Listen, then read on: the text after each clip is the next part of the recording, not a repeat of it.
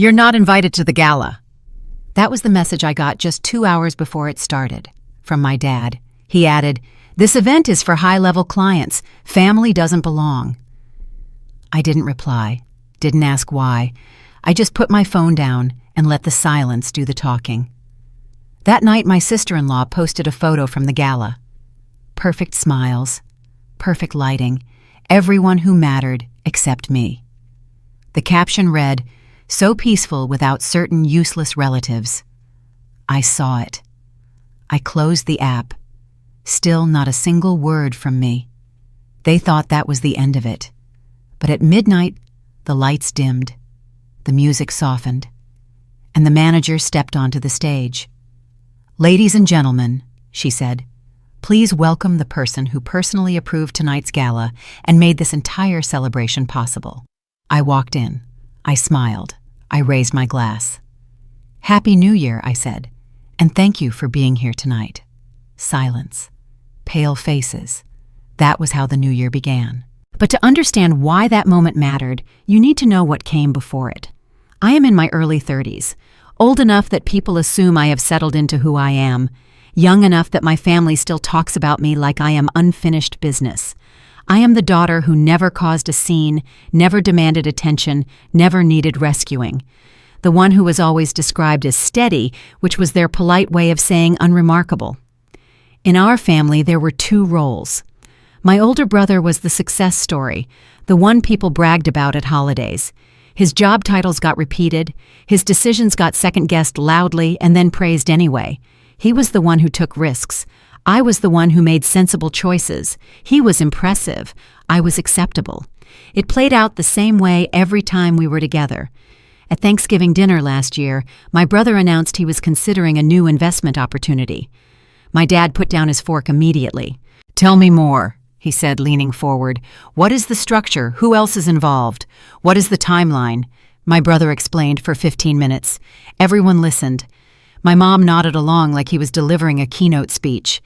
My sister-in-law recorded part of it for her Instagram story, captioning it, "Business Talks with the Family Genius." Later, when there was a pause in conversation, I mentioned a contract I had just closed. A significant one.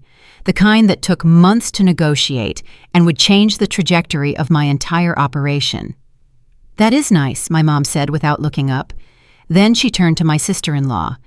"Did you finalize the seating chart for Christmas dinner?" The conversation moved on. I did not try to bring it back. My dad was not cruel. That is the part that took me the longest to understand. He cared deeply about how things looked, about smooth surfaces and calm impressions. Conflict embarrassed him. He believed that harmony mattered more than fairness, and he always chose the option that kept everything looking intact from the outside. If that meant asking me to step back, he did it without hesitation. He trusted I would understand, and I always did, until I did not. Family decisions worked the same way. If plans changed, I was the flexible one. If something needed to be adjusted, I was expected to adjust. When there was tension, I was the one quietly told to let it go. Not because I was wrong, but because I was easier. "Just let it go," my dad would say when I pushed back on anything. "It is not worth the fight." Over time, letting go became my assigned contribution to the family. The Year-End Gala had been on the family calendar for months. It was framed as a client event, a celebration, a way to close out the year with the right people in the room. My brother talked about it like it was a milestone in his career. My sister-in-law talked about it like it was a stage for her next photo opportunity. Outfits were discussed. Photos were planned. Guest lists were refined. I knew about the gala. I knew when it started. I knew the schedule. I knew more about it than they realized. But I did not ask for an invitation. I did not assume I would be included. I did not want to force the question. There is a difference between not being invited and not asking to be. I had learned that early. If I did not ask, I could not be told no out loud. I could pretend the omission was accidental. That was the quiet compromise I had made with myself years ago. The day of the gala, I went about my morning as usual. No special outfit laid out. No plans canceled. Just a normal day that happened to end with everyone else dressing up without me. I checked my phone in the afternoon and saw messages flying back and forth in the family group chat. Logistics, timing, jokes I was not part of. Then 2 hours before it started, my dad's message arrived.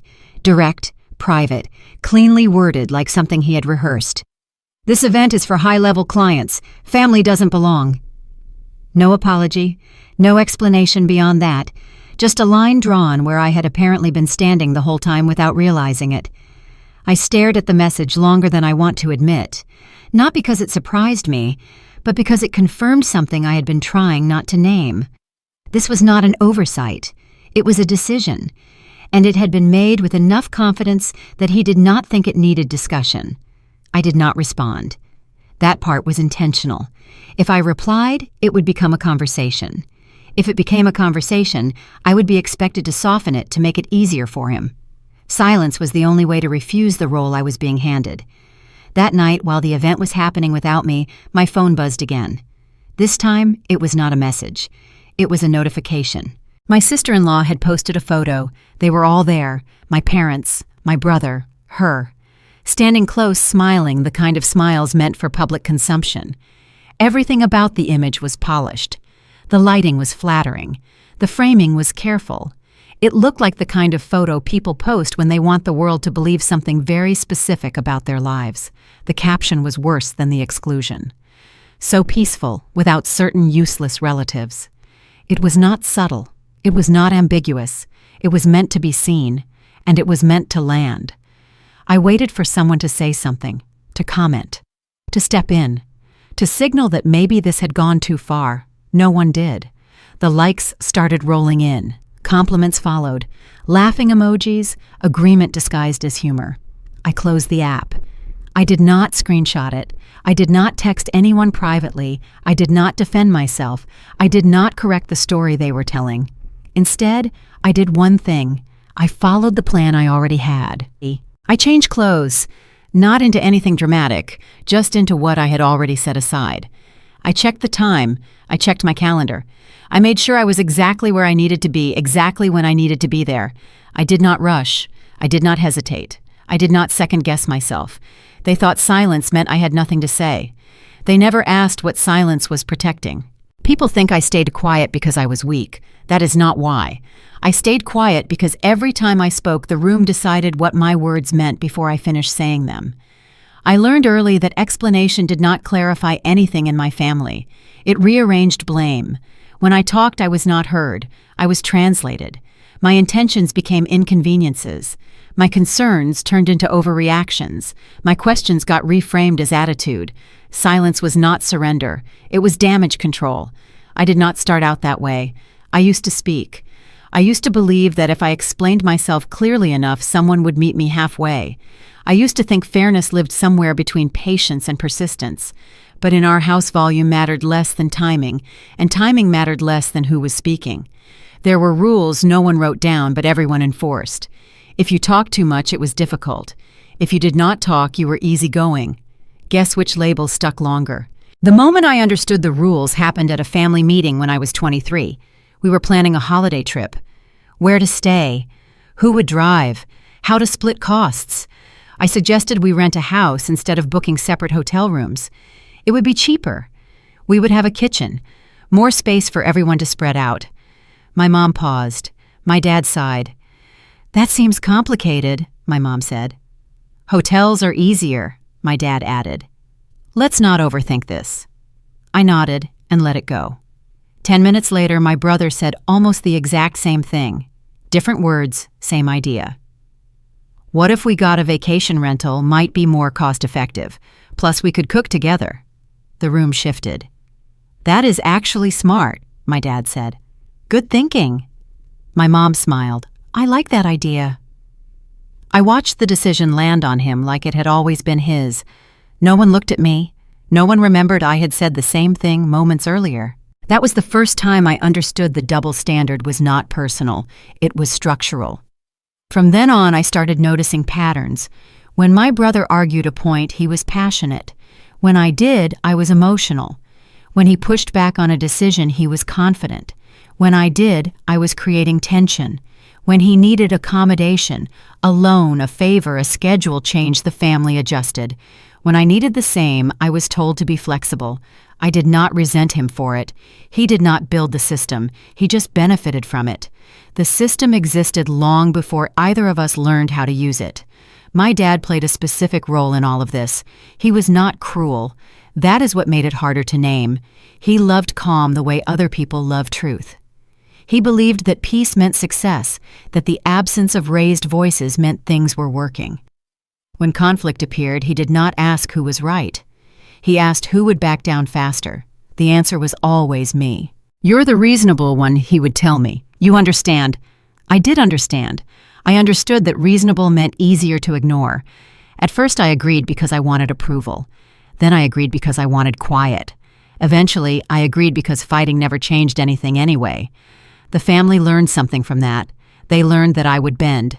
They learned that if they needed a plan to move forward smoothly, they could move it around me. They learned they did not have to check in because I would adapt, and adaptation slowly turned into erasure. I stopped being consulted on things that affected me. Decisions got made and announced after the fact. Plans changed without warning. Invitations came late if they came at all. No one framed it as exclusion. They called it logistics. They called it oversight. They called it efficiency. I called it a pattern. And patterns once established do not require justification anymore. They just run. When my sister-in-law joined the family, the system did not break.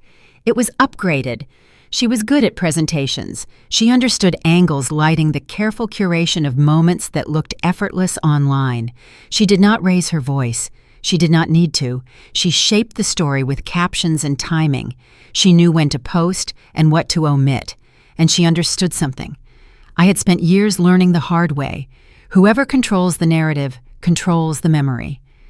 I did not compete with her. I did not try to outshine or correct or insert myself into her version of the family. I watched how quickly the center of gravity shifted. Suddenly, family events had themes. Photos had purpose. Absences had meaning. I was not actively pushed out. I was edited out. It was cleaner that way. Around that time, people stopped asking about my work. At first, it felt like relief.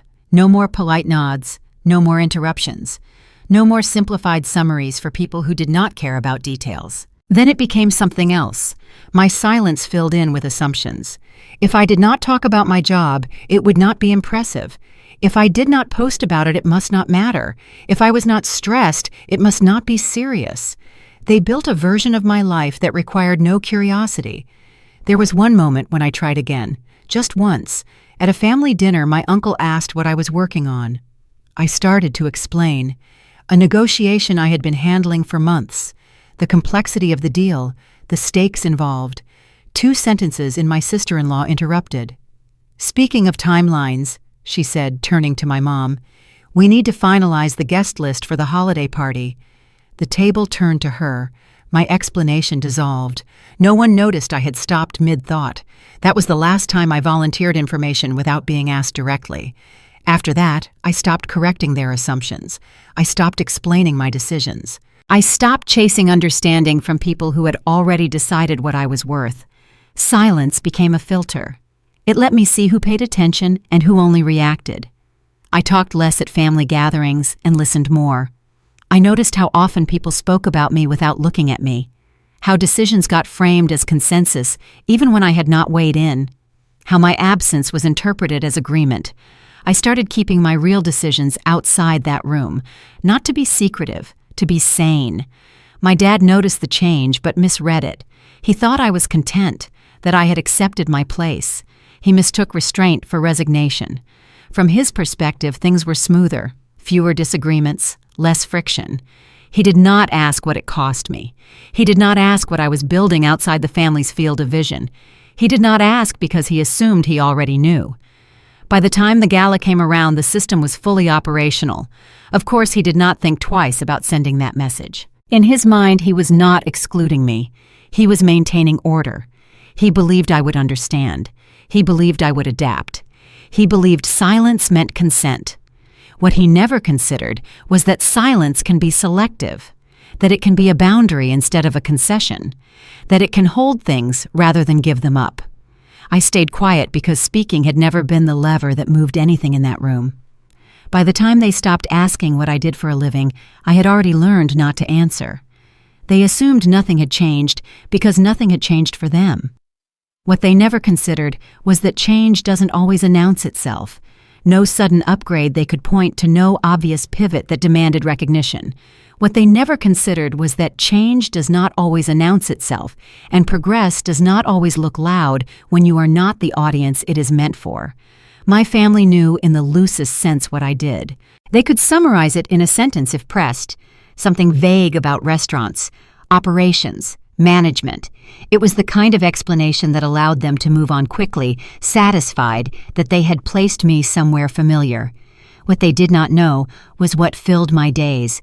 How many decisions sat behind that single sentence, how much thinking happened before anything visible ever did. They mistook awareness for understanding, and I let that gap exist because closing it had never changed anything. There were moments when I tried. Early on, before I learned the limits of that room, I would answer questions honestly. Someone would ask how work was going, and I would explain a challenge I was working through, the trade-offs, the variables. I rarely made it to the end of a thought. Someone else's story would interrupt. My explanation would be shortened, simplified, and redirected. Not out of malice, but out of disinterest. Eventually, I noticed that no one was listening to the process.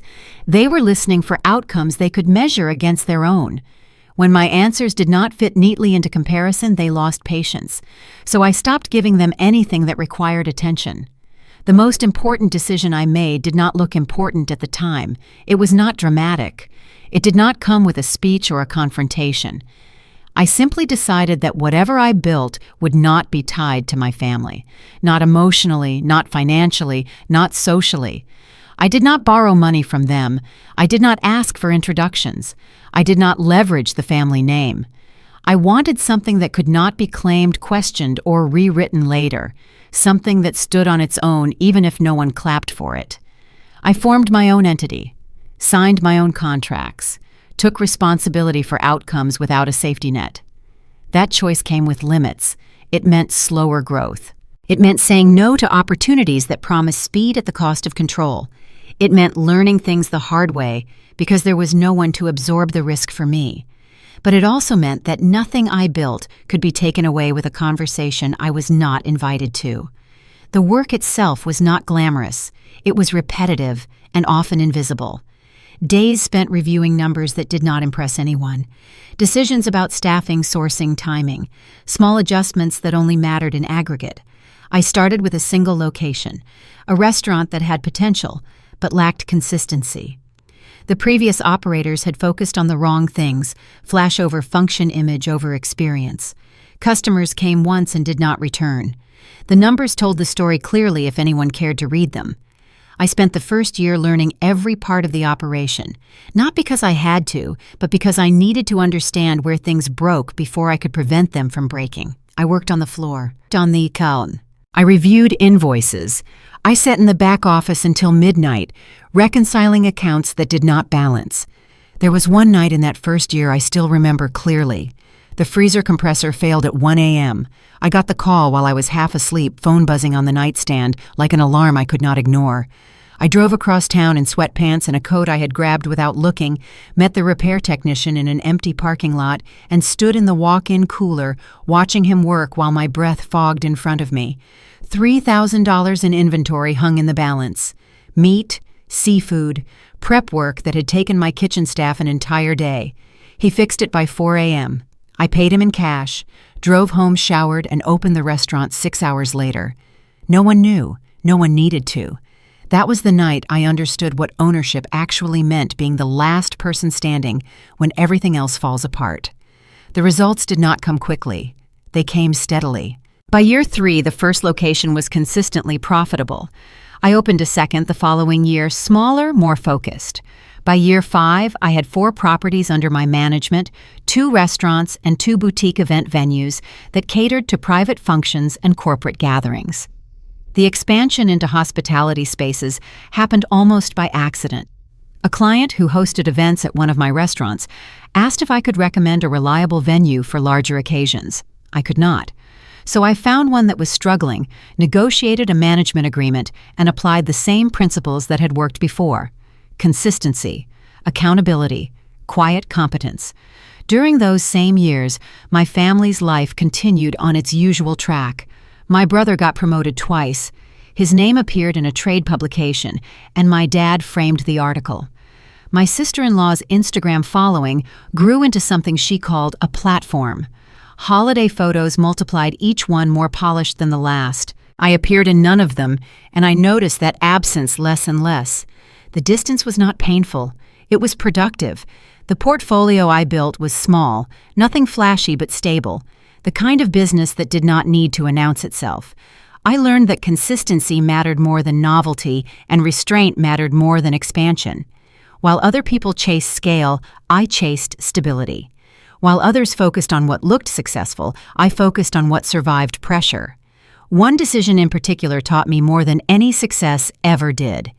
In year 4, I had the chance to take over a high-profile downtown location. The numbers looked impressive on paper. The foot traffic was exceptional. The previous tenant had built a reputation that still lingered in the neighborhood, but something felt off. The lease terms were aggressive. The landlord had a history of disputes. The infrastructure needed more work than the inspection revealed. Everyone around me said I was overthinking it, that opportunities like this did not come twice, that I was being too cautious.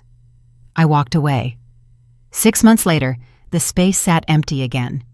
The next operator had lasted 4 months before the hidden costs overwhelmed them. I watched from a distance, not with satisfaction, but with confirmation. Instinct is just pattern recognition dressed in feeling. I had learned to trust mine. There were moments when I could have made noise. When something went well, I could have shared it, posted about it, marked it publicly. I did not. Not because I was hiding, but because I was tired of translation. Anything I shared would be reduced to a version that fit someone else's expectations. It would become either unimpressive or threatening, depending on the mood. Neither reaction interested me. I was not building a story. I was building a system. At family gatherings, nothing about me appeared different. I did not correct that impression. I did not add details that would invite scrutiny. I listened while conversations circled familiar topics, watched the same stories get retold with minor upgrades. I noticed how much energy went into appearing successful versus actually building something that lasted. My dad once asked casually how things were going. "Fine," I said. "Busy, but fine." "That is good," he said. And then he turned to my brother and asked about his golf game. I did not feel hurt by that. I felt confirmed. Whatever I was building, it was not for them. It was not meant to impress them or change their minds. It was mine. Eventually, the results stabilized. Not spectacularly, reliably. The kind of stability that does not excite people who only notice peaks and crashes. Cash flow evened out. Relationships held. Problems became smaller, more predictable. I did not need to talk about it to feel the shift. I felt it in how I planned, how I slept, how little panic followed unexpected setbacks. There is a confidence that comes from repetition, from knowing you can handle the next thing, because you have handled enough of the previous ones. My family did not ask about any of it. Their silence was not hostile, it was indifferent. They assumed that if something significant had happened, they would have heard about it. When they did not, they concluded nothing had changed. That assumption did not slow me down. It freed me. I was not carrying their expectations or their doubts into my decisions anymore. I did not have to prove momentum to anyone who was not invested in the outcome. As my work expanded into rooms my family would never enter, I noticed how different the conversations felt. No one cared where I came from. No one asked who I was related to. They asked what worked, what did not, and what I planned to do next. If I had an answer, the conversation continued. If I did not, it ended. There was no emotional penalty for uncertainty, only a professional one. It was clean, direct, refreshing. The gap between my family's understanding and my reality widened gradually. They talked about success as something visible, something announced. I experienced it as something cumulative, something felt long before it was seen. I did not feel angry about it. There was no resentment, no urge to correct the record, just a quiet recognition that we were no longer measuring the same things. By the time they stopped wondering what I did, I had already stopped shrinking to fit their assumptions. They did not forget to include me. They discussed it. That was the part that took the longest to settle in my chest, heavier than surprise, sharper than disappointment. Forgetting would have been careless. This was deliberate, a choice Wade spoken aloud and agreed upon without my presence. I learned that later, not because anyone told me directly, but because decisions like that leave traces if you know where to look. The night before the gala, my family gathered without me. It was not announced as a meeting. It did not need to be. It was one of those evenings that pretended to be casual people stopping by drinks, poured conversations circling a shared focus. I was not invited, but I was mentioned. That detail arrived to me through a small slip the next day, a comment made too comfortably a schedule referenced, as if I had been there to hear it. I could picture the scene clearly enough without seeing it. My brother sat in my dad's study, drink in hand. "We need to think about optics," he said. "This isn't just a party. There are partners coming, potential investors, people who are going to remember who's in the room." My sister-in-law nodded. "The photos matter. The impression matters. We want it to look cohesive, polished." "Right," my brother said. "Aligned, professional." My mom hesitated. "Should we invite—" "Not everyone needs to be there," my sister-in-law said, her voice gentle but firm. "Some people don't really fit the moment. It's not personal. It's just curation." No one said my name. They did not have to. The absence was understood. It always is when a group has practiced this long. I was the variable that did not align cleanly with the picture they wanted to present, not because I would cause a scene, but because I could not be placed neatly in the story they were telling. I was not a risk in behavior. I was a risk in narrative. My mom hesitated again. She always did, just long enough to give herself credit for considering alternatives.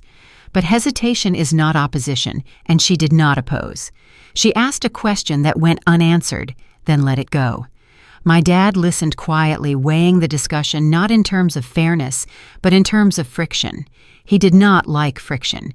He believed good leadership meant minimizing it. And in his mind, the easiest way to keep the night smooth was to remove the element that required explanation. When he spoke, it was not emotional. That was his strength and his flaw. He framed it as practical, almost administrative. "This is a work event. Family isn't necessary." The words landed softly, but they ended the conversation. No one pushed back. No one suggested a compromise. The decision settled into the room and stayed there. I knew about that conversation before the message ever arrived. Not in detail, but in outline. A calendar invite forwarded by mistake. A remark that assumed I had already been excluded. A pause when someone realized I was not on a thread. I could have intervened. I could have asked directly if I was invited, but I chose not to. I wanted the decision to be fully theirs. No ambiguity, no chance later to claim misunderstanding. My sister-in-law was the final push. She did not frame it as exclusion. She framed it as curation.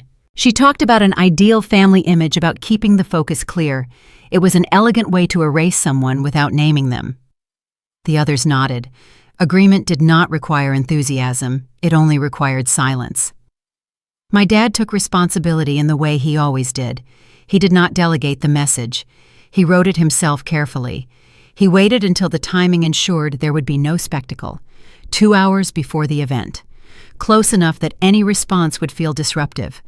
Late enough that I could not reasonably arrive without seeming to challenge the boundary. It was a clean move, efficient, final. When the message arrived, I read it once. My thumb hovered over the screen longer than I expected.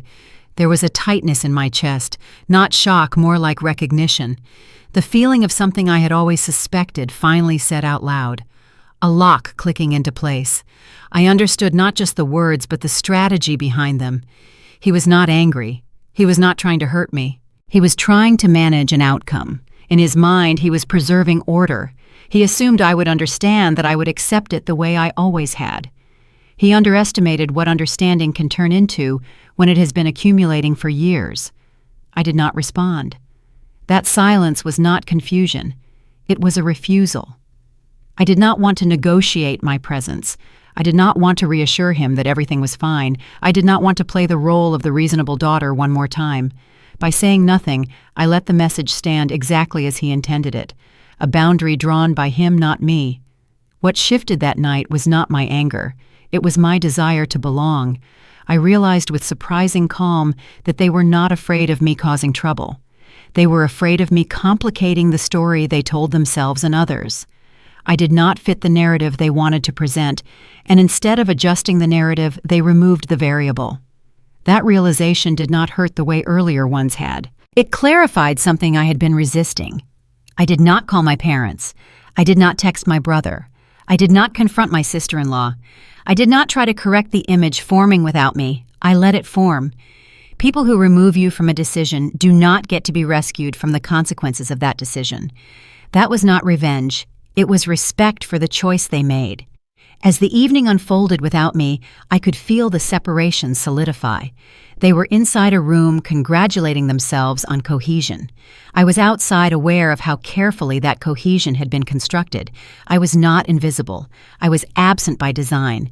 And for the first time, I did not want to go back in. They thought they were protecting the event.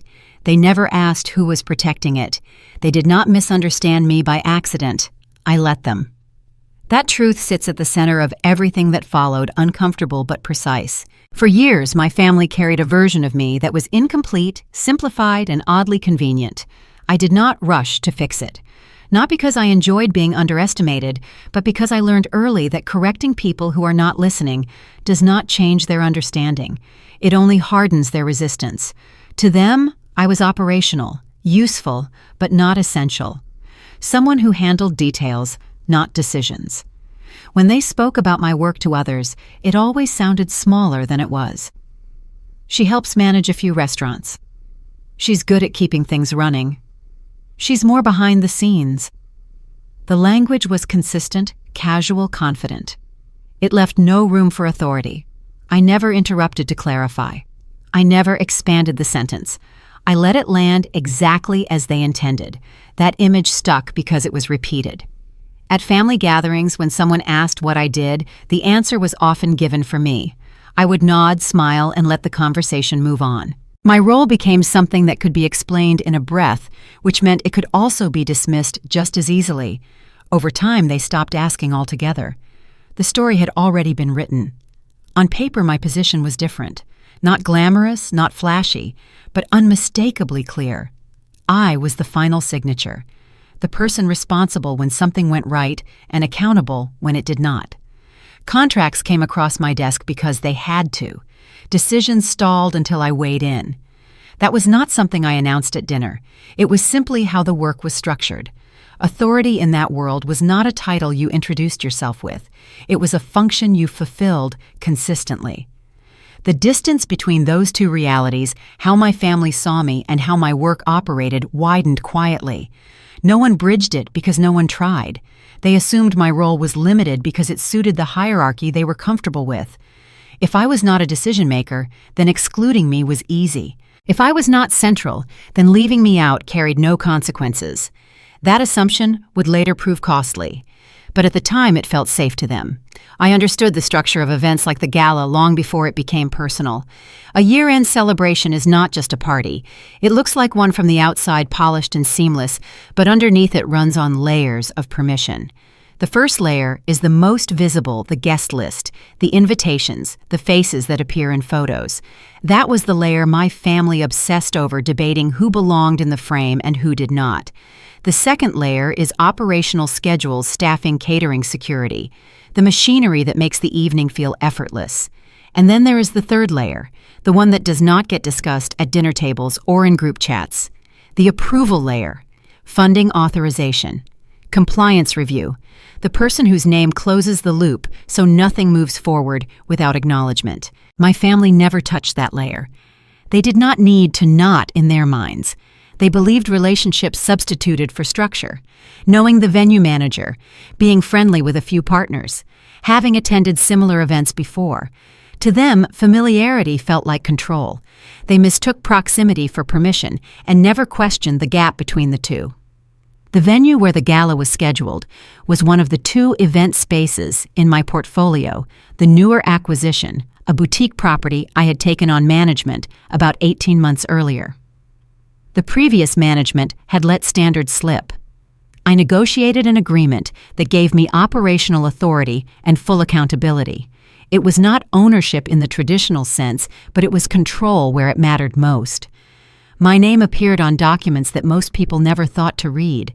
That was by design. The gala request came through normal channels 2 months before the event. A year-end celebration for a professional network. Standard application, standard timeline. I reviewed the paperwork. The organizers were legitimate. The insurance was in order. The budget was approved. I signed off without thinking twice. It was one of dozens of similar approvals that month. What I did not realize was that the professional network hosting the event included my brother's business partners. The gala my family was so excited about was happening at a venue where my signature was required for anything to proceed. I discovered the connection 3 weeks before the event. An updated catering agreement crossed my desk for routine sign-off. The document was straightforward menu selections, service timeline, final headcount. But at the bottom, under additional billing contacts, I saw a name I recognized. My brother's company, listed as a co-sponsor added after the original approval. I read the name twice to make sure I was not imagining it.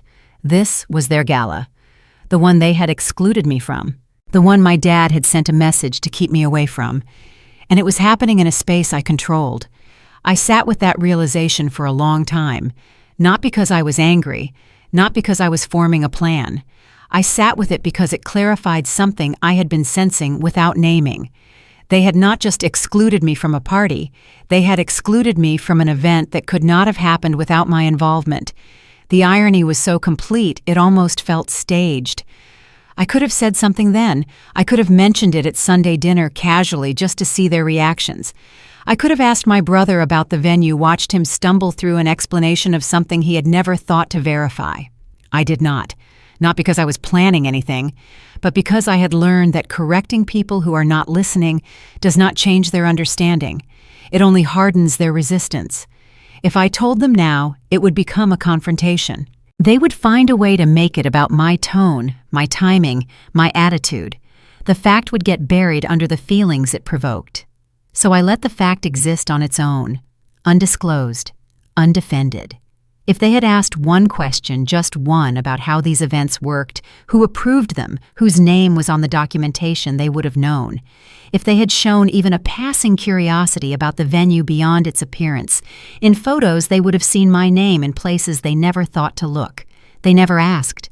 The operations director at the venue was a woman named Patricia Richardson. We had worked together since I took over the management agreement.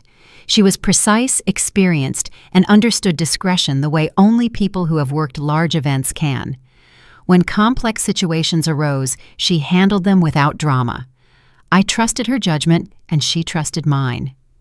About a week before the gala, Patricia called me directly, not through the usual channels, a personal call. "I need to flag something," she said. "The year-end event on the 31st.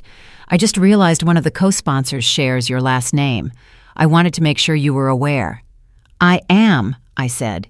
She paused. "Is there anything I should know? Any adjustments to the program?" "No adjustments," I said. "Everything proceeds as approved." Another pause. "Will you be attending?" I had not decided yet, but the question made me realize I already knew the answer. "I might stop by," I said, "depending on how the evening unfolds." Patricia did not ask for details. She did not need them. Professionals understand that some situations explain themselves in time.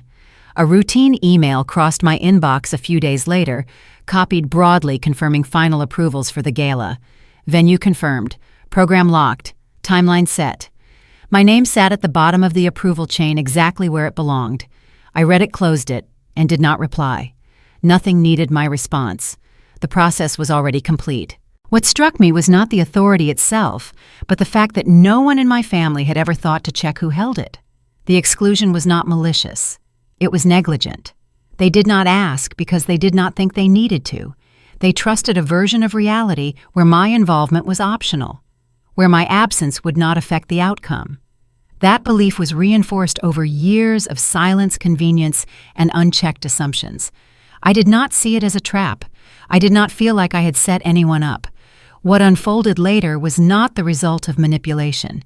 It was the natural consequence of decisions made without full information. I had not changed the rules. I had not shifted the structure. I simply had not intervened to correct a mistake that was not mine to fix.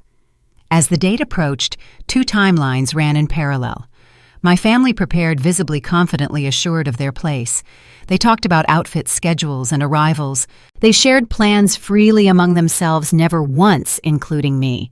I prepared quietly, according to obligations that existed regardless of their plans.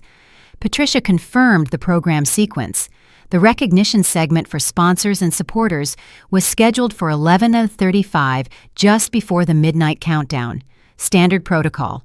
I had approved it weeks earlier without knowing it would matter. There was no overlap between my timeline and theirs. No coordination. Just two groups moving toward the same night with very different understandings of what it meant. They believed approval was automatic. They never asked who it belonged to. They did not explain why I was not there. They showed how comfortable they were without me. That realization arrived not through a phone call or a message meant to soften the edges, but through images that appeared one after another, framed carefully and shared widely. I was not in the room, but the room made sure I knew it was full. The absence was not an oversight. It was presented as a feature. I learned what the night looked like through my sister-in-law's posts. She did not wait. She never did when there was a narrative to control. The first image appeared at 8:47 p.m. My parents stood close, smiling wide. My brother beside them, relaxed and confident. The lighting was flattering. The angle was intentional. You could tell she had taken multiple shots to get it right.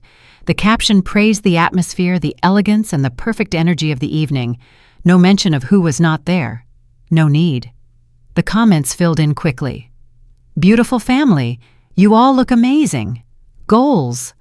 I scrolled through the responses, my jaw tightening without my permission. I unclenched it deliberately, like releasing a fist I had not realized I was making. The likes climbed, the validation accumulated. The second post came an hour later, a wider shot of the venue, guests mingling, my brother shaking hands with someone important looking. The caption, "So grateful to be surrounded by people who elevate each other." I noticed details in the background that felt familiar in a way I could not place immediately. The arrangement of the tables, the placement of the stage, the flow of the room. I knew that layout. I had seen it in the event proposal I approved. They were celebrating inside decisions they never questioned. My phone buzzed with a text from a college friend. "Saw your family's pics. Looks fancy.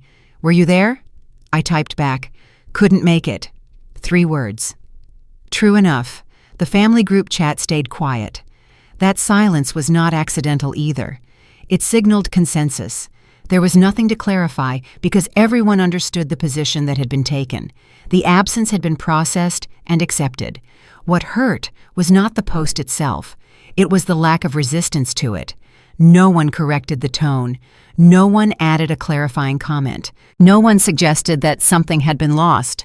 The narrative stood unchallenged because it matched what they were ready to believe. That readiness had been cultivated over time through small exclusions that gradually taught everyone where I fit in the frame just outside it.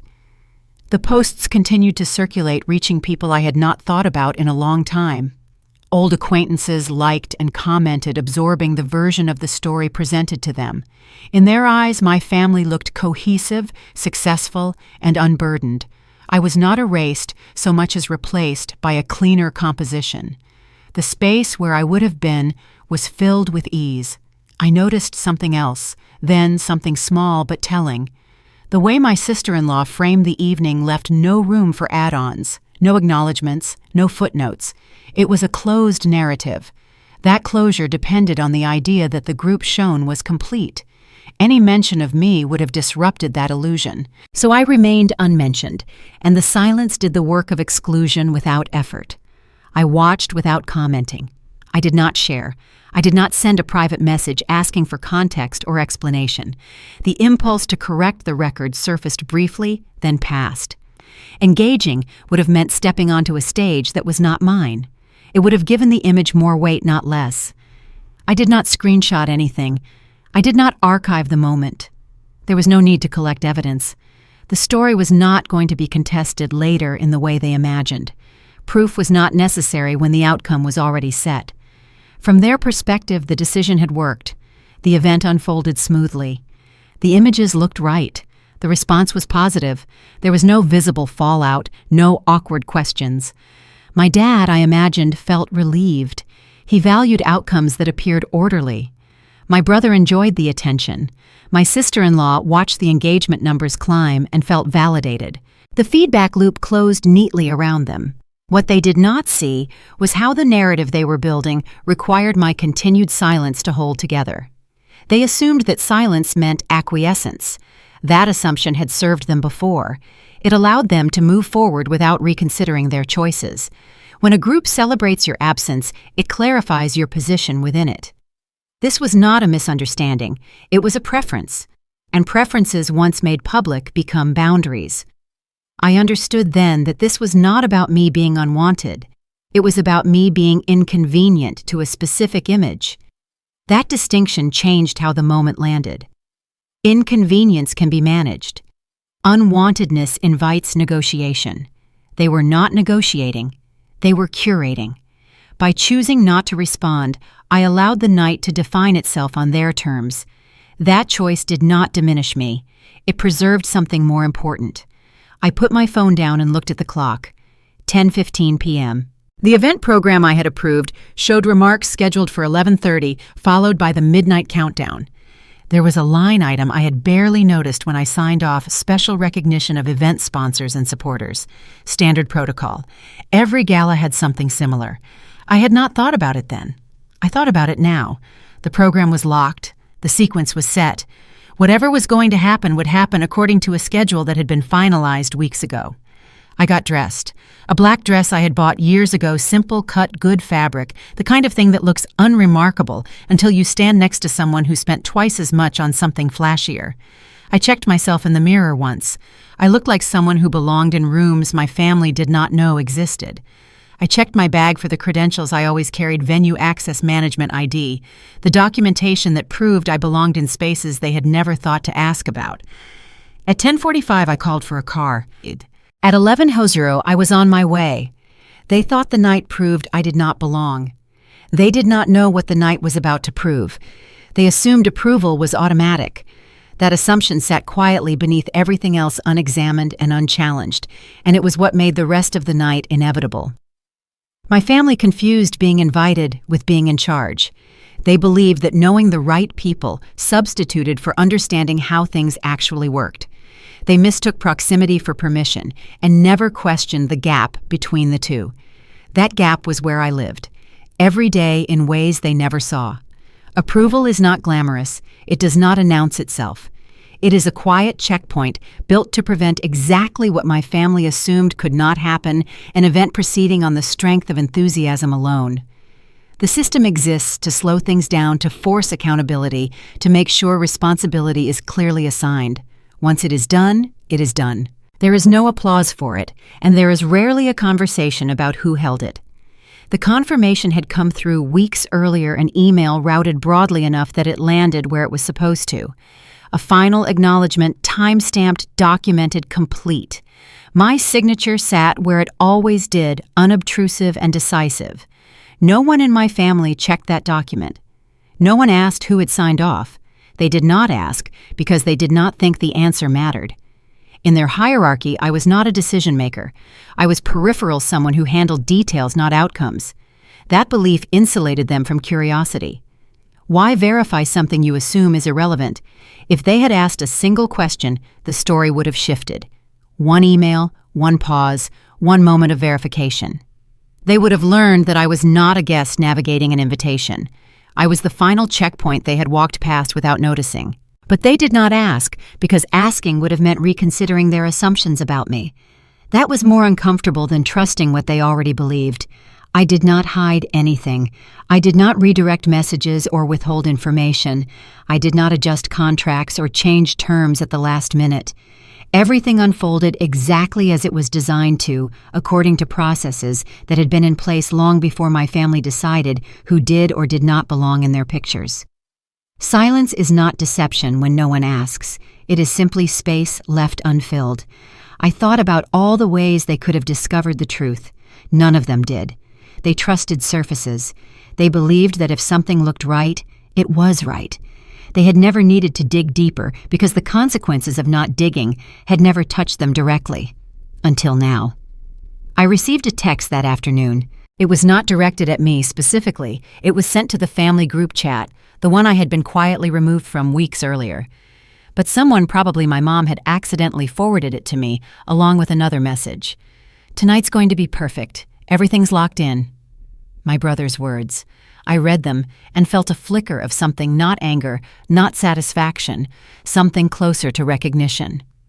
He believed what he was saying. He had no reason to doubt it. The structure that would contradict him was invisible to someone who had never thought to look for it. As the evening approached, their confidence solidified. They moved through preparations with ease, convinced they had handled every variable that mattered. The guest list was set. The image was curated. The optics were clean. From their perspective, control had been established. I knew better.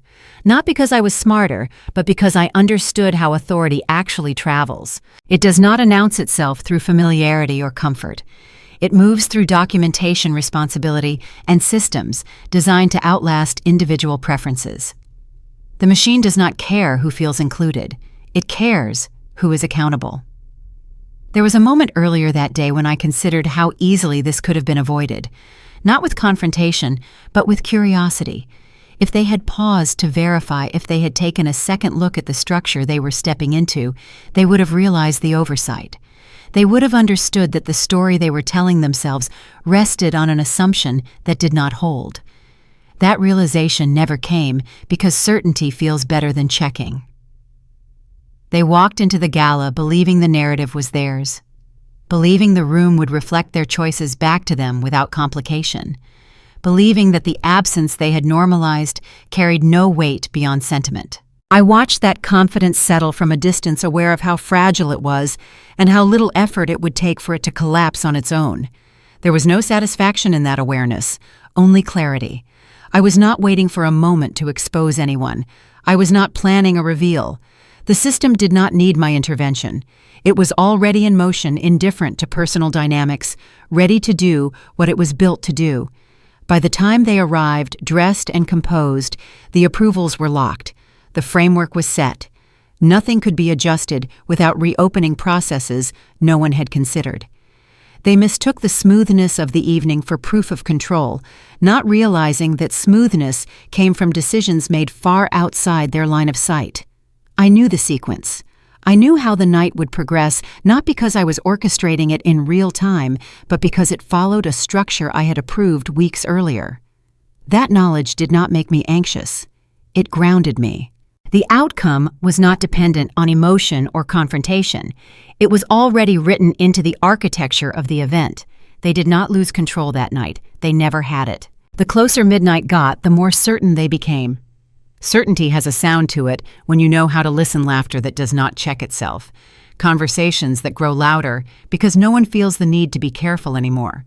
The room had settled into that rhythm, the kind that comes when people believe the hardest decisions are behind them. Whatever tension had existed earlier had dissolved into confidence, reinforced by compliments, by smooth transitions, by the absence of anything visibly wrong. My family moved through the space like people who felt validated. They had already done what they came to do. Photos had been taken, hands shaken, introductions made. My brother stood taller than usual. Shoulders relaxed his attention, drifting easily from one conversation to the next. My dad looked comfortable in a way he rarely did at social events, relieved by how cleanly everything seemed to be going. My sister-in-law checked her phone with the quiet satisfaction of someone watching a narrative land exactly as intended. From their perspective, the night had already proven them right. They spoke to guests with an ease that bordered on pride. Casual reassurances slipped into conversation. "Everything came together perfectly," my brother said to a partner standing near him. "The planning committee really delivered." The partner nodded. "Great event, well organized." "We worked hard on it," my brother said. That word "we" would matter later. I watched my sister-in-law move through a cluster of women near the bar, her gestures animated, her smile practiced. She was telling a story, something that made the group laugh in unison. I could not hear the words, but I recognized the rhythm. She was performing. She always was. The phone in her hand caught the light as she angled it for another photo, another frame, another piece of evidence that the evening belonged to her. My dad stood with two men I did not recognize, nodding along to something one of them said. His posture suggested agreement, but his eyes kept drifting toward my brother, checking, confirming. He wanted to see his son succeeding in real time. That mattered more to him than any conversation he was pretending to have. My brother accepted the attention like it was owed. He laughed easily, touched shoulders, made eye contact that lingered just long enough to feel personal. He had learned how to make people feel chosen. It was a skill, and he used it well. What he had not learned was how to verify the ground beneath him before he stood on it. There were signs if anyone had been looking for them. Small deviations that meant nothing on their own, but suggested momentum moving in a direction no one in my family was tracking. A manager paused longer than necessary at the edge of a conversation, listening through an earpiece. A technician adjusted a microphone twice, then once more, eyes-focused expression unreadable. The MC reviewed her notes again, her movements precise, not hurried, but deliberate. Near the service entrance, two staff members exchanged a glance that carried weight, the kind of silent communication that happens when people know something others do not. These were not disruptions. They were confirmations. The system was doing exactly what it was designed to do. My family noticed none of it, or rather they noticed and dismissed it the way people do when they believe they have already passed the point of consequence. Operational details had never interested them. They assumed those things ran automatically independent of decision-making, like background noise you stop hearing once you trust it will not change. I arrived at the venue through the service entrance at 11:15. The corridor was quieter than the main space, lit by functional lights that made no attempt at atmosphere. Staff moved past me without a second glance. I belonged here. My credentials said so, even if my family would have found the idea absurd. At 11:20, Patricia Richardson appeared at the end of the hallway.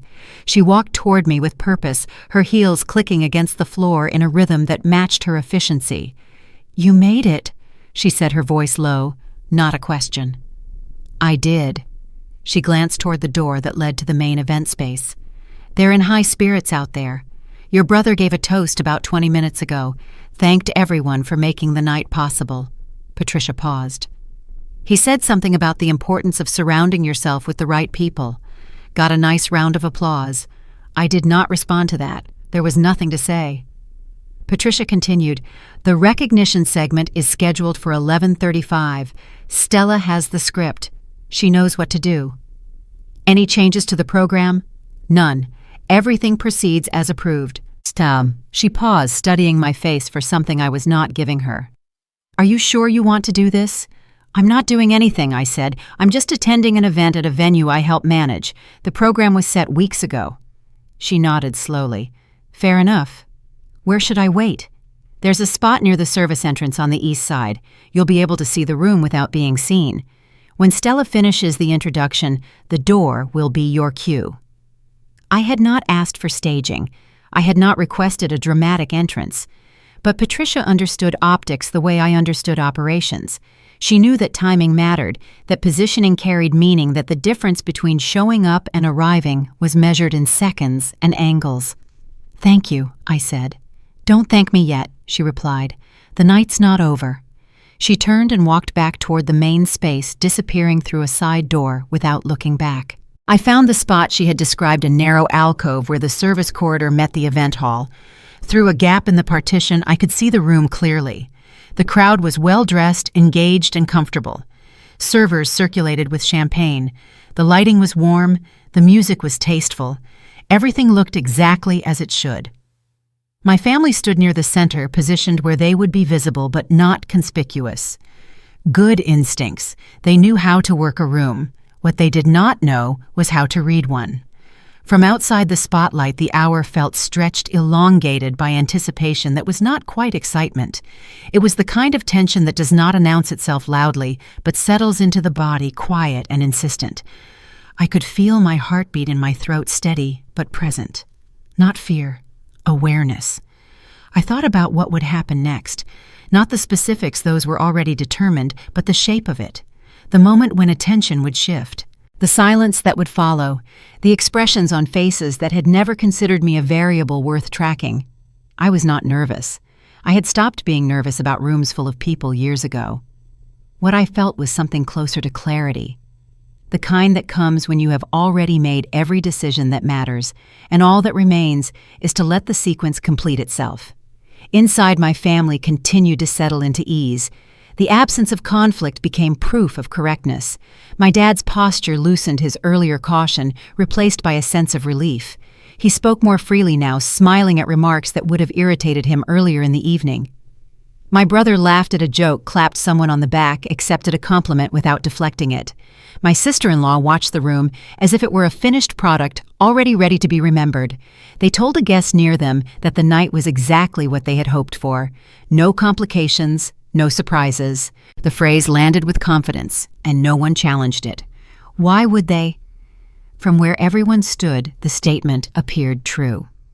The evening had moved smoothly from one phase to the next, reinforcing the belief that it was complete in all the ways that mattered.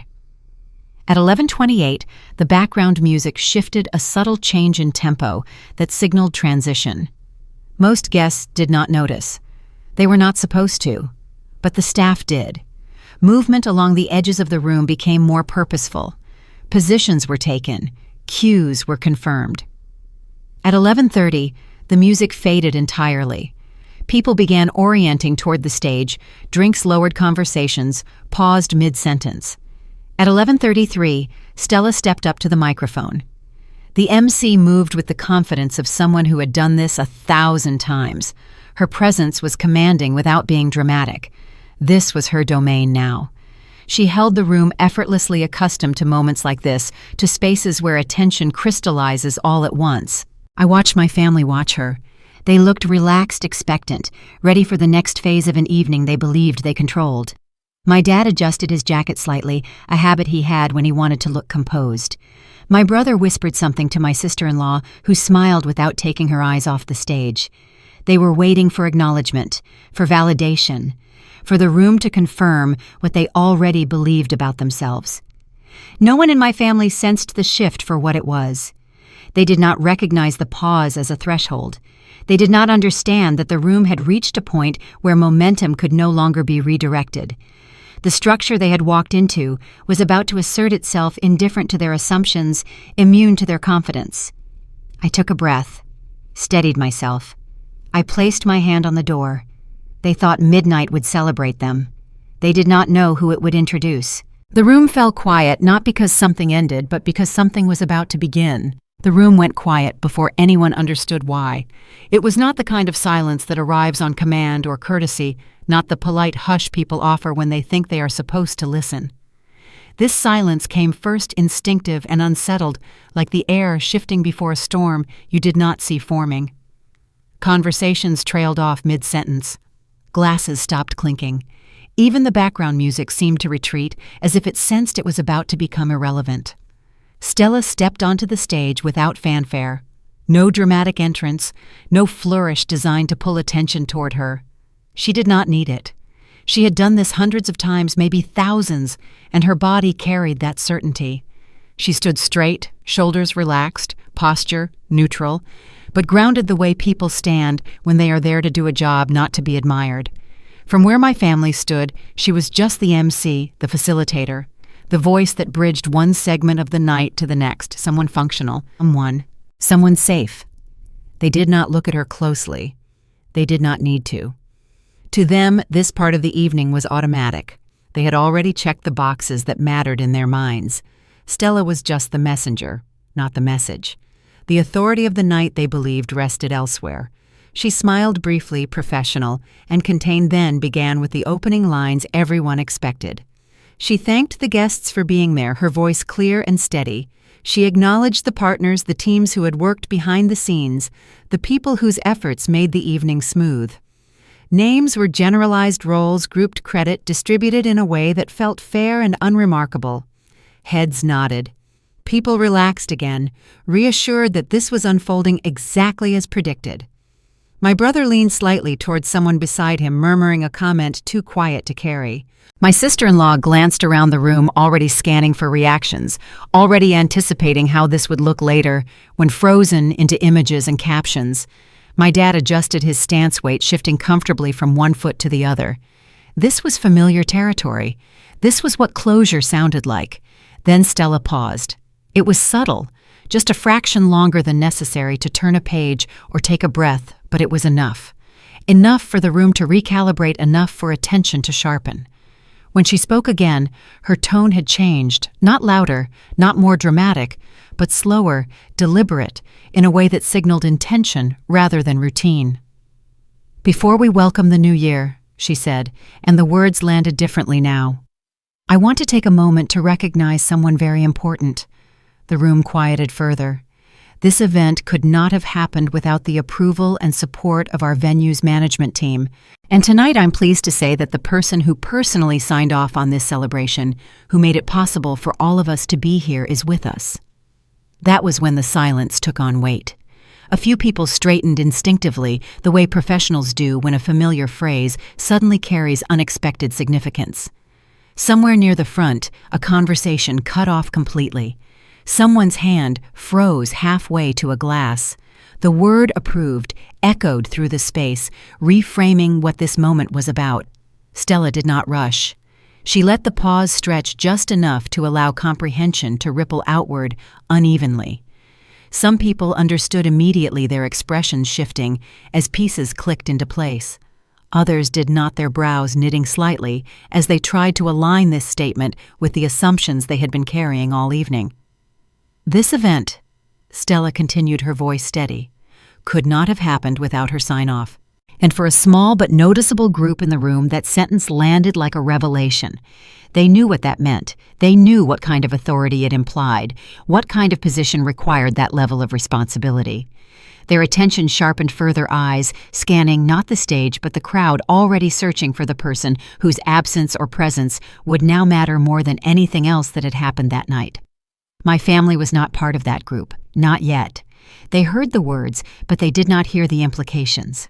Approval to them was still abstract, still something that happened somewhere else, handled by systems they did not need to think about. They had not connected the concept to a person they knew, let alone to someone they had deliberately excluded. Stella paused again. This time the silence was unmistakable. It pressed in from all sides, no longer neutral, no longer comfortable. She did not say a name. She did not gesture. She simply allowed the moment to hold, and in that space control slipped away from the people who believed they had it. My sister-in-law's gaze flicked toward the entrance, then back to the stage, then toward the cluster of people nearest her. Her expression shifted subtly, the polished composure cracking just enough to reveal calculation. She was trying to locate the missing piece, trying to understand where the narrative had deviated from the version she had rehearsed. My dad's jaw tightened. Not visibly, not in a way that would draw attention, but enough that someone standing close might notice the change. He stood straighter now, alert in a way he had not been minutes earlier. This was not how this part was supposed to go. He searched Stella's face for cues, for reassurance that this was still procedural, still harmless. My brother leaned in again, whispering something, this time with urgency rather than ease. No one answered him. The people around him were no longer listening. Their attention had shifted, pulled toward a question that had not existed for them before this moment. Who? Stella spoke again, and her words were gentle, almost warm. "She sends her warm New Year wishes to all of you," she said, smiling slightly, as if sharing something personal, something generous. The pronoun hung there, unmistakable. She, not a company, not a department, a person, female, specific. The room absorbed this collectively, the silence deepening into something electric. Several guests exchanged quick looks, recognition passing between them without words. They had already guessed. They were already ahead of the moment. My family was not. They were still trying to reconcile the absence. My sister-in-law looked around more openly now, her eyes scanning faces, counting, recalculating. My dad's composure thinned further, the confident host replaced by someone trying to understand a situation that had slipped beyond his grasp. My brother stopped whispering altogether, his attention fixed forward, waiting for clarity that was not coming from the stage. Stella did not say my name. She did not need to. The power of the moment was no longer in the announcement, but in the delay. The room leaned into the uncertainty breath held awareness heightened. No one moved. No one spoke. The silence was no longer passive. It was expectant. "Please join me in welcoming her," Stella said. She looked toward the back of the room, toward me. They were still looking at the stage. They did not know the door was already opening. No one announced my name. Stella had done enough. I did not need more. The door opened at the exact moment the room was holding its breath, not loudly, not dramatically, just enough to let a slice of motion interrupt the stillness. The sound was not what drew attention. It was the timing. People turned because something in the rhythm of the night had shifted, because the pause Stella left behind had created space, and that space was suddenly filled. I stepped inside without hurry. There was no rush to claim the moment, no need to compete with it. The room adjusted around me instead. A few guests closest to the entrance recognized me immediately. I had worked with some of them before venue inspections, contract negotiations, the ordinary business of keeping properties running. They knew my face. They knew my role. Their expressions changed in small ways. Brows lifted, postures straightened. One man, a developer I had dealt with last year, actually smiled. "Well," he murmured to his wife, "that's interesting." The recognition spread unevenly through the room. Some people followed the gaze of others, turning only because attention itself had become directional. Those who knew what approval meant did not need explanation. They had already connected the words Stella spoke to the person now walking into the room, and that realization recalibrated everything they thought they knew about the evening. My family noticed last, not because they were not watching, but because they were watching the wrong place. When they finally turned, it was not curiosity that froze them, it was context arriving too late. My sister-in-law's smile faltered, first the expression slipping before she could catch it. She looked at me then, around her searching for cues for confirmation that she had not misread what was happening. My brother's shoulders tightened. He did not move toward me or away. He just stood there, caught between reactions. My dad did not move at all. He watched me walk forward with an expression I could not quite read. Not anger, not confusion, something closer to recalculation. I did not look at them. Not deliberately, not pointedly, just naturally. My attention stayed forward toward the stage, toward Stella, toward the space that had already made room for me. This was not avoidance. It was an alignment. I was not there to meet their eyes or to measure their reactions. I was there because I belonged in that moment, regardless of who was watching. As I walked, the room continued to adjust.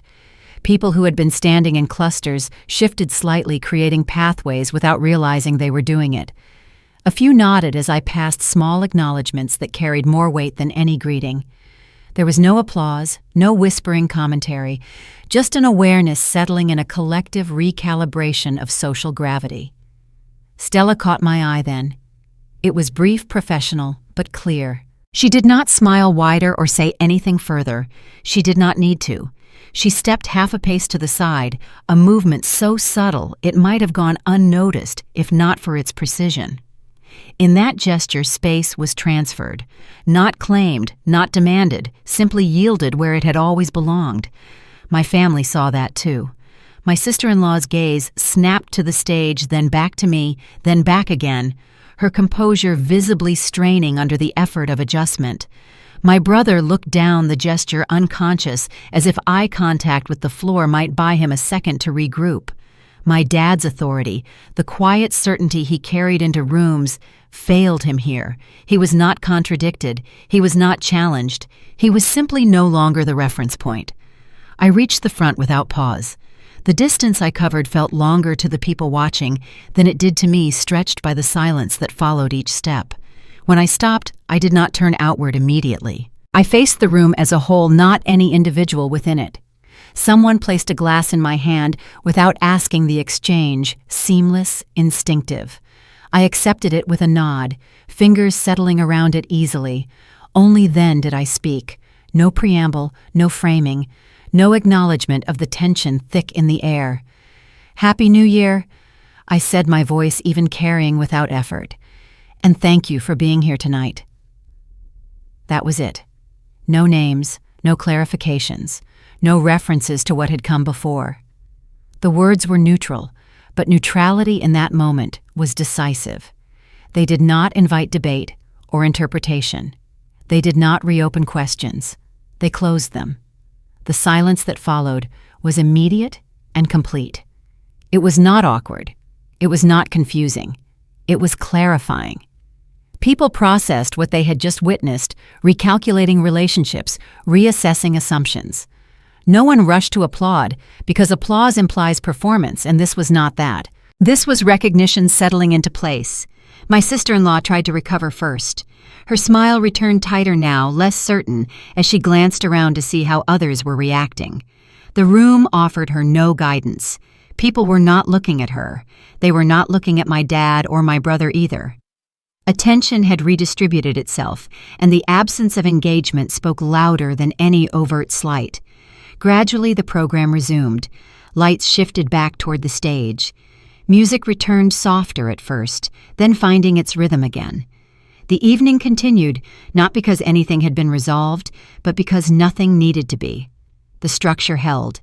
The event moved forward exactly as planned. Conversations restarted around us, but their tone had changed. Guests who approached did so with intention. Their words measured their focus precise. Some addressed me directly. Others spoke to Stella or the team, but the lines of authority were now unmistakable. My family remained where they were present, but unmoored included yet peripheral in a way they had never experienced before. I did not seek them out. I did not avoid them either. Their reactions were not my responsibility, and their understanding was no longer required. The night unfolded without confrontation, without resolution, without a single raised voice. Everything that needed to be communicated had already been understood. As the room settled into its new equilibrium, I stood where I had always stood, even when no one had noticed. I had not taken anything from them. I had not corrected them. I had not asked for acknowledgement or demanded space. I had simply arrived where I belonged, and the world adjusted accordingly. The party went on. Their certainty did not. Music returned to its previous volume, and conversations resumed, but the tone had shifted in a way that could not be corrected with smiles or proximity. People spoke a little closer, now lowered their voices, recalibrated where they stood and who they stood near. The room was still full, still elegant, still functioning exactly as intended, yet the center of gravity had moved, and everyone felt it, even if they could not articulate why. Guests began to do what experienced people always do after a public recalibration. They connected information quietly. A glance toward me, a look back at my dad, then a subtle step away. Someone who had been mid-conversation with my brother redirected smoothly, offering a polite nod before drifting toward a different cluster. No one announced these decisions. They unfolded naturally, guided by instinct and self-preservation rather than malice. Reputation rarely collapses in a crash. It leaks out through 100 small absences. Partners who understood structure recognized the shift first. They did not approach me with congratulations or questions. They adjusted their language instead. Titles became more precise. Requests were framed more carefully. When they spoke, they made sure to include me in the line of sight, even if the words were directed elsewhere. They were not currying favor. They were aligning with reality. The difference mattered. And as they adjusted the story my family had been telling about themselves, lost its authority. My dad tried to hold his posture to remain the man who entered rooms as if decisions waited for him. He nodded when people passed and offered the same measured expressions he always had. The problem was that no one lingered. No one asked for his take. No one checked his reaction before moving on. Authority without acknowledgement has a way of evaporating, and by the time he realized what was happening, the room had already decided he was no longer the reference point. My brother fared no better. He smiled when spoken to, laughed a fraction too late, nodded too quickly. Twice he started a story only to have it interrupted by someone who had already turned their body elsewhere. each time he stopped mid-sentence, the words dissolving into an expression he could not quite manage. He was not dismissed outright. He was rendered optional, and optional in rooms like this is a dangerous place to be. Later that night, he found me near the bar. "Hey," he said, his voice falsely casual. "Didn't know you were coming." "I wasn't invited," I said simply. "To the family portion, anyway." He winced slightly. "Look about that." "You don't need to explain," I said. "Dad sent the message. I got it." "It wasn't personal." "I know. It was practical." He did not have a response to that.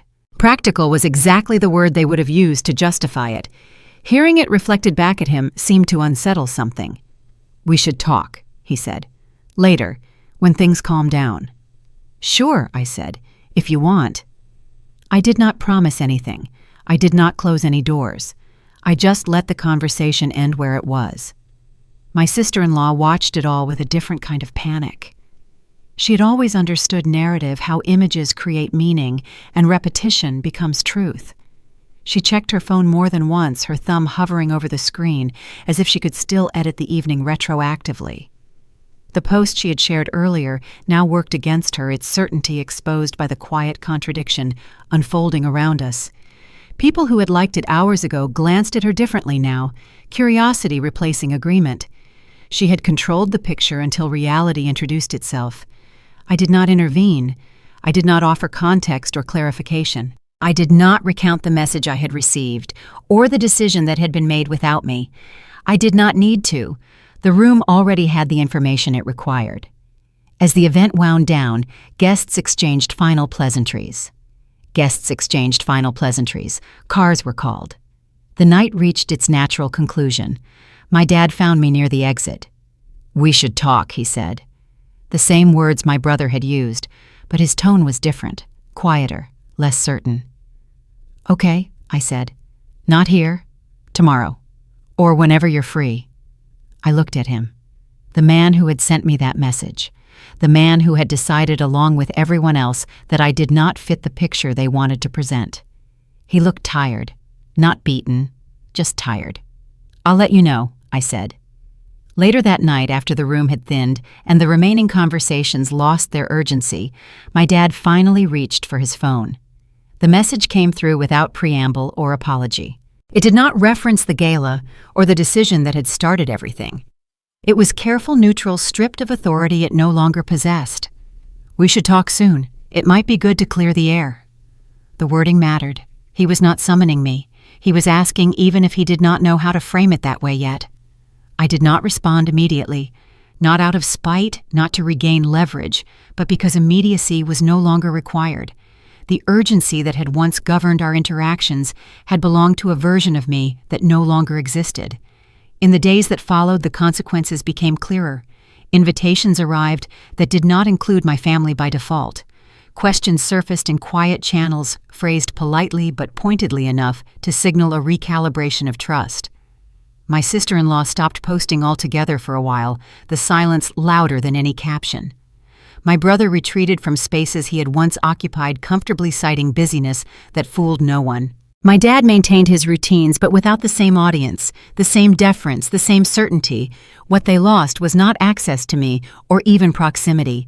It was the ability to define the terms under which I existed. Silence took that from them, not as a punishment, but as a consequence. They could still speak.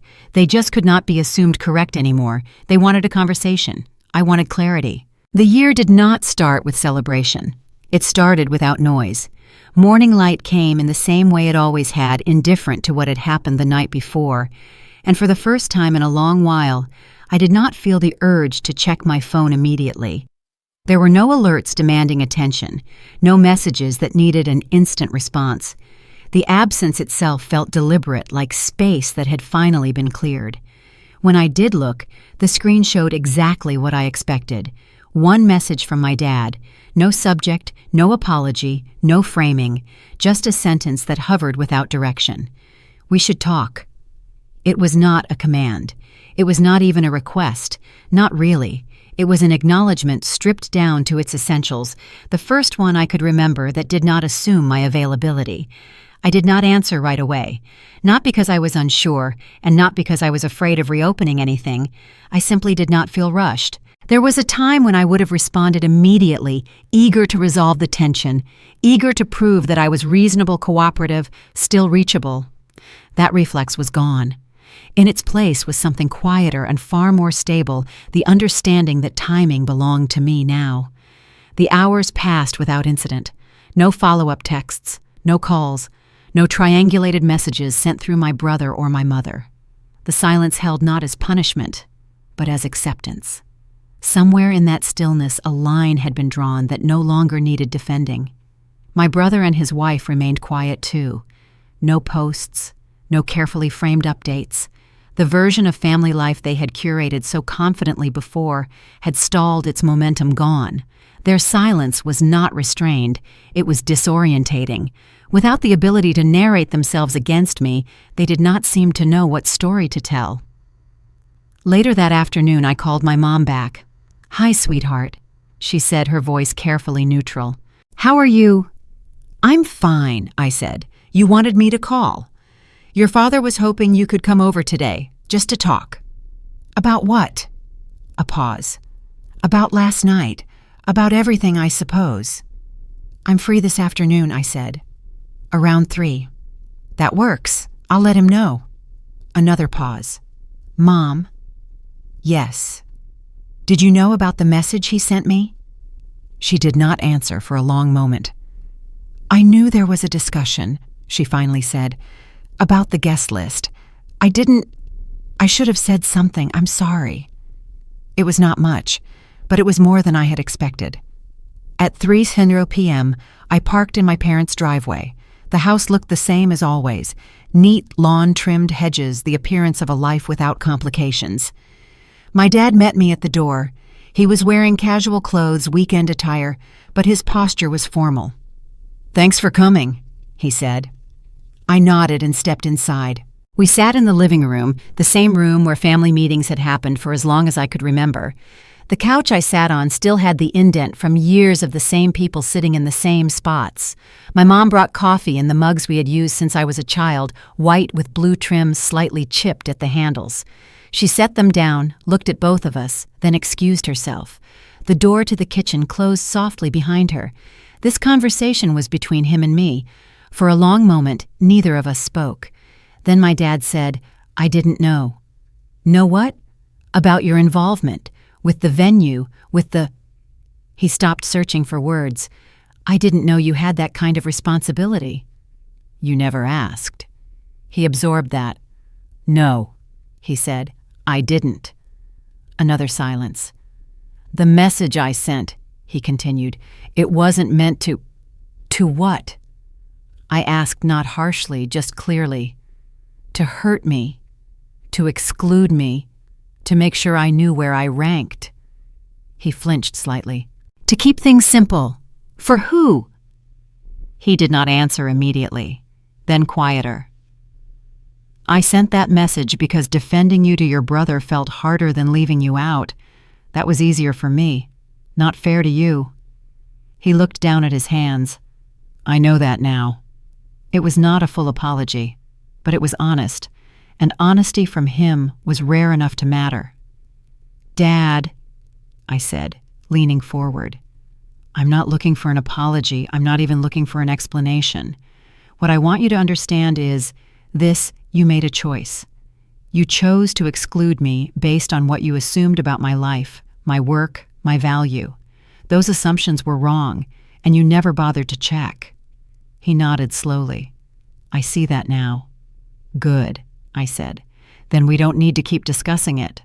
I stood up. "That's it," he asked. "What else is there?" He looked at me, really looked, maybe for the first time in years. "I don't know," he admitted. "I thought there would be more."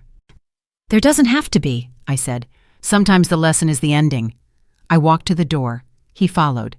"Can we—" He started, then stopped. "Can we do better? Going forward?" I turned to face him. The man who had underestimated me. The man who had excluded me. The man who was now asking for something he had not earned. "We can try," I said.